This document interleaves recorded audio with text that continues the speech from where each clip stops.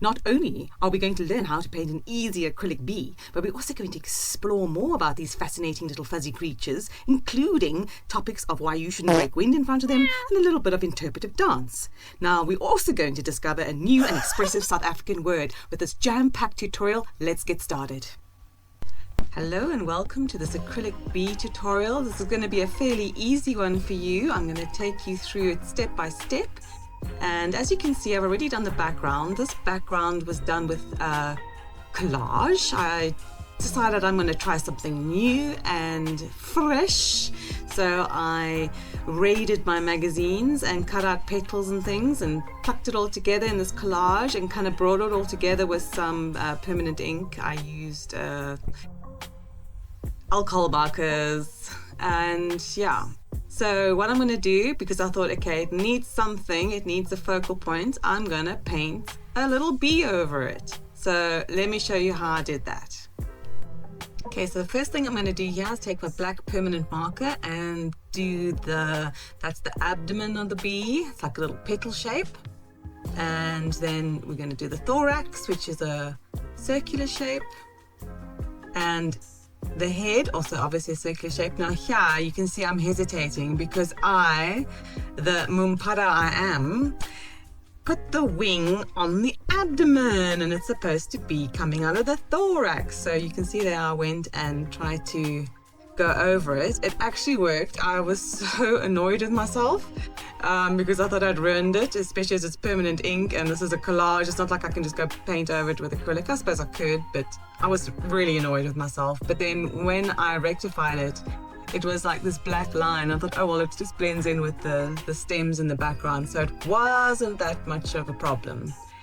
Okay, so now I'm going in with the legs, as you can see with the black marker. We're going to go and highlight that with some paint when we begin the painting part of this. But yeah, for now, let's get into some interesting facts about bees. Did you know that bees have a really good sense of smell? Obviously they do. They can detect scents from flowers with 170 odorant receptors. So please people, try not to fart in front of bees. You can just imagine what they go through. Bees also have, can you believe this, 5 eyes and they can't see the color red. Interesting indeed. Okay, so now back to the tutorial. You can see here I am filling in the body, that's the abdomen there, that petal-shaped abdomen, and I'm filling it all in with black. We're going to just start off with a black background so we can actually see what we're doing, because in this particular artwork, the camouflage in the background, collage in the back, I call this whole artwork bee camouflage collage. It's a bit of a mouthful and I keep on interchanging the word collage with camouflage. So yeah, the collage in the background is sort of camouflaging the bee. So yeah, it was important to paint the bee black so I can see what I was doing. Okay, so here the bee's body is painted black. The wings we're going to do right at the end. So let's concentrate on the body. And okay, so look at that filthy piece of roller towel I'm using. Wonder how old that is. Okay, so here I'm going over the bee's wings in white, but we are going to come back to filling in the details of that right at the end. Doing white so that we can put in some nice sort of veins in the wings, but obviously that needs to dry before we do that, so I'm quickly doing that. Okay, so now I'm taking a really thin acrylic brush. This is a 3-0 brush, and there I've got my yellow ochre acrylic paint. So we're going to start with the darkest color first. The darkest yellow I'm going to use is going to be the ochre, and just put in some nice strokes. That's why I'm using such a nice thin brush, because you can get some beautiful delicate strokes in to make it look nice and fuzzy. If you can see past my hand, there we go. Okay, so yeah, it's always best to obviously work from the darker color up. So now that we've done our black background, we're going to do the darker yellow first, then we're going to work right up to like a lemon yellow and then to white eventually.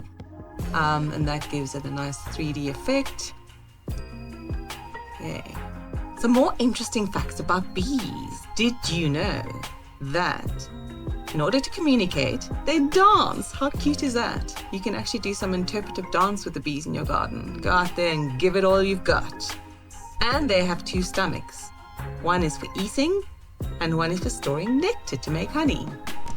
And going back to the don't fart in front of bees thing, bees, just to put this into perspective, bees have a sense of smell 50 times more powerful than a dog. So just think about that next time you want to break wind in front of bees. Now, I grew up in the 80s and we had such a cute little children's animated program called Maya the Bee. Do you remember Maya the Bee? It was Maya. She was actually quite irritating, to be honest, and she had this little friend called Willie, who was like a little worrywart. And I think there was a grasshopper involved called Flip. Don't know how I'm recalling all this. It's quite amazing. And every time I go out to the garden, I sing the theme tune because, this is a stupid story, but I'm going to tell it anyway. Because our neighbor has a cat called Maya.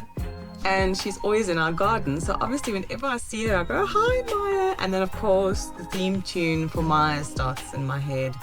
And then I can't get rid of it. And I'm pretty much singing the Maya theme tune all day long because Maya's always in the garden. Reminding me of my youth. Oh dear. Anyway, let's get back to the tutorial. So there you can see I've done the yellow ochre for the stripes on the bee's abdomen, as well as the fuzzy bits on his thorax. And yeah, now I'm going in with some definition on the legs because the legs got a bit, you know, they're a little bit blending. So I thought, okay, let me just go in there with some highlights with the yellow ochre and bring those out a little bit more. There we go, you can see what I'm doing. This is probably the part I dread the most about doing bees is the legs. I don't know why. Well, they are difficult. Let's just call it a fact. You know, they've got so many different little parts and yeah, not my favorite part at all. Okay, so here we go. I'm going to go in with that, I think that's the medium yellow. And you can see it's a lovely bright yellow, giving the body now that sort of 3D effect. And so it's just going to go in there with that yellow. And oh, look at it, it's all standing out now, little stripes. And yeah, go in with the fine hair in his thorax. And by the way, it's only female bees apparently that sting. So not all bees sting, only female bees can sting. And the stinger is actually a modified, they call it an ovipositor. Ovipositor, an egg-laying device. Okay, so now as you can see, I'm going in with the, like, I think this is lemon yellow. So it's really popping now. Look how that pops. So like before, you're just going over it and over it, layer by layer, just lightening it.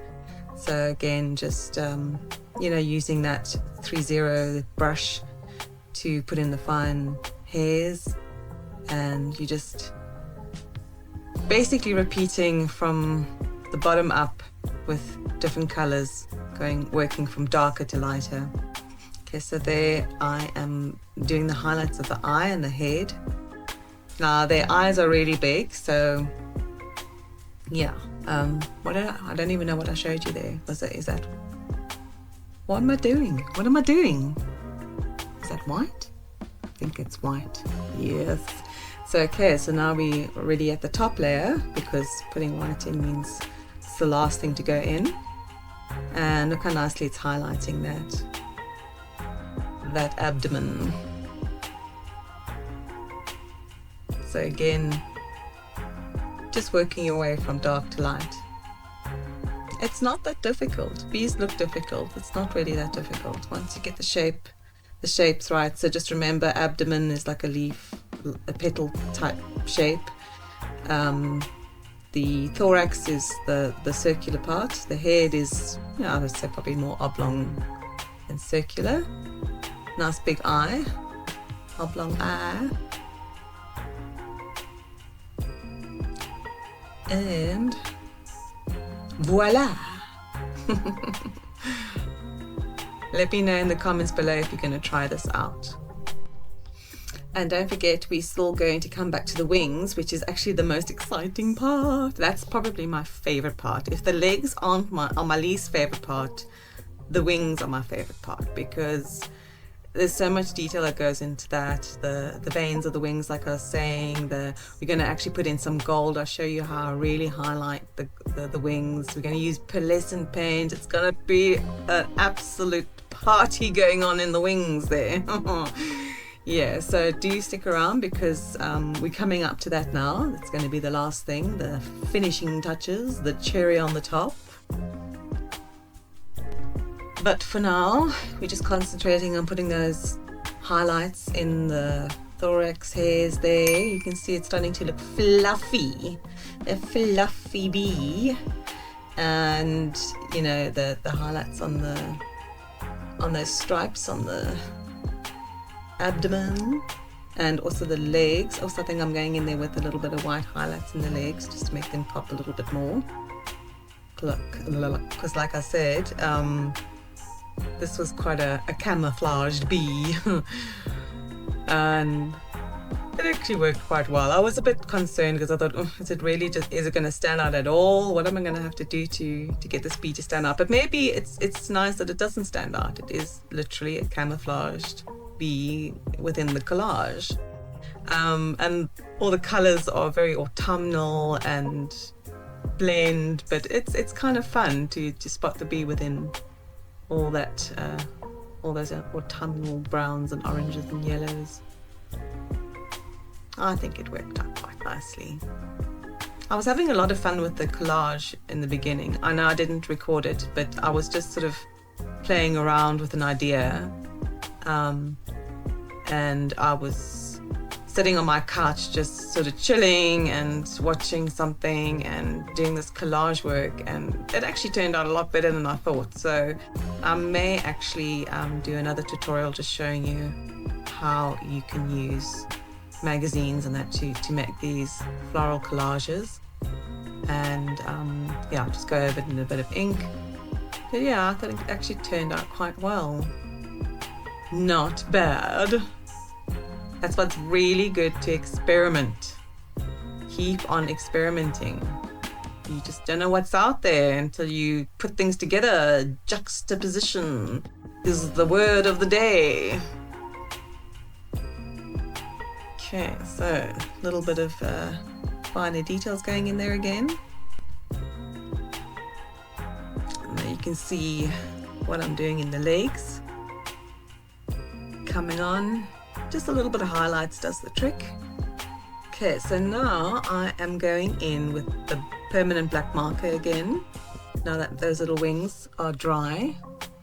How flash! Look at my magnifying glass. Magnifying all the wrinkles in my hands. It is so cold here that, oh, my skin, I don't know.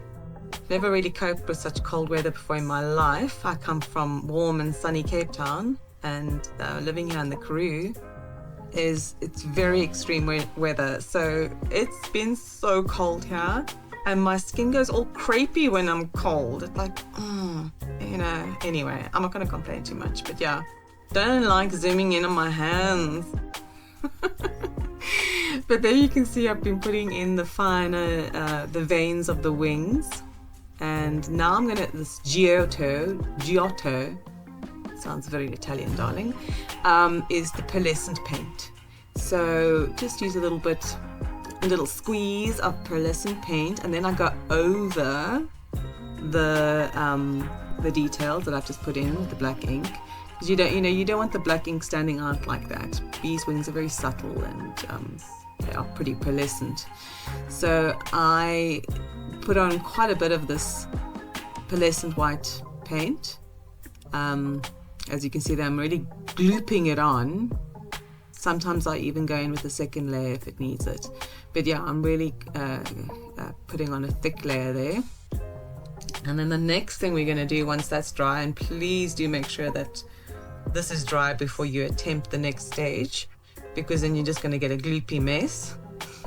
I'm also putting some of the pearlescent paint in the eye so that that sort of shimmers as well. It looks really pretty. So yeah, really put it on thick, apply it thick, let it dry, and then we're going to come in with the final touch. The final touch is the glass acrylic liner. Now I don't know in your country what or how this what it looks like, but in South Africa, Dala makes these glass liner paints. And so if you don't know, you know, what brand does it in your country, the best thing to do is just get a squeezy bottle. You normally can get that at your art and craft store, an empty squeezy plastic bottle with a nozzle, and get yourself some nice gold paint, and you could most likely do the same effect with that. So yeah, so I'm just going in over the veins, and as you can see, look, it's finished. Ta-da!